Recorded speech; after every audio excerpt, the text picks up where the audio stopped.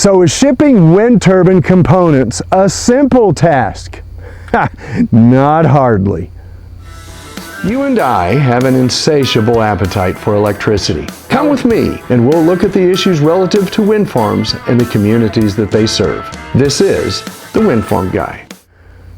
Hi, this is Dennis Stout, and thank you for joining me for this episode of the Windfarm Guy. So, you'd think motorists driving down the highway would be able to see an oversized flatbed trailer carrying a massive football field long wind turbine blade. Guess again, you'd be wrong. Gene Lemke, Vice President of Projects at ATS, a Minnesota-based carrier, said, "We've had people literally drive under the blade not realizing the blade was there." Crazy, right? Sad but true.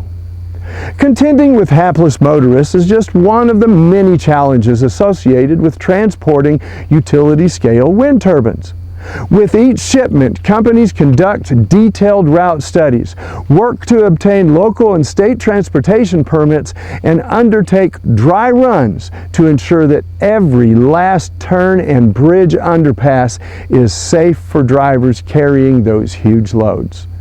That process can take at least a year to complete. Over the past decade, the United States wind industry has invested hundreds of billions of dollars in new development. Along with the uptick in projects, there's been an increase in the length of the turbine blades as well. They've just gotten huge. When the wind industry negotiated the phase-out of the production tax credit, companies started racing toward making wind turbines bigger and more cost-efficient, more productive. Ben Williman, a BNSF Railway spokesperson, said those larger models compound challenges for railroads. Blades are the most difficult components to transport due to such variables as the model, the length, the route accommodation, and such. As their length and height continue to grow, routes that were previously used for shorter blades can sometimes not accommodate the newer, larger models. The reason wind energy planning starts a year in advance is because of the extensive route improvements that must be made before drivers even attempt to bring the turbines on the road. Delivery companies do everything from taking out trees to moving utility poles. In many cases, there's only one viable route, making advanced communications with city and state officials critical. Once the route has been planned and test runs completed, it's time to load those components onto the trucks. The largest wind turbines can weigh nearly 1,000,000 pounds and typically require at least 10 loads to transport.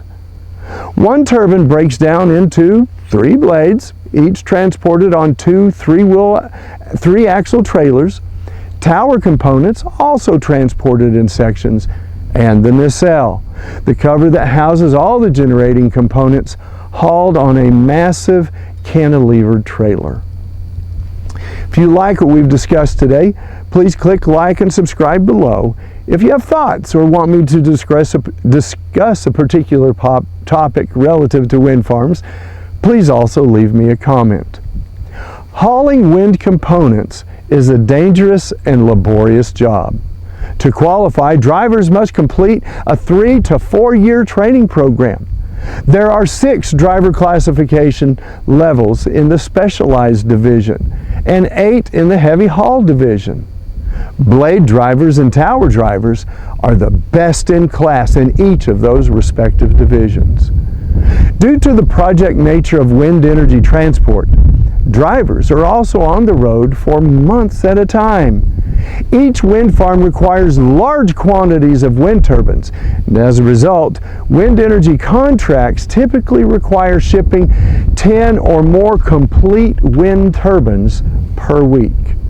That pick-up-deliver rhythm can take a toll on drivers who often must be away from their families for months at a time. Now, I'm not a truck driver, but I'm away from my family way too much, and my travel schedule is nothing compared to these guys. Lots of respect to you guys. This is Dennis Stout, and I'm the Windfarm Guy. Thank you for watching. Working together, we can make good energy decisions and save our planet. I am the Windfarm Guy.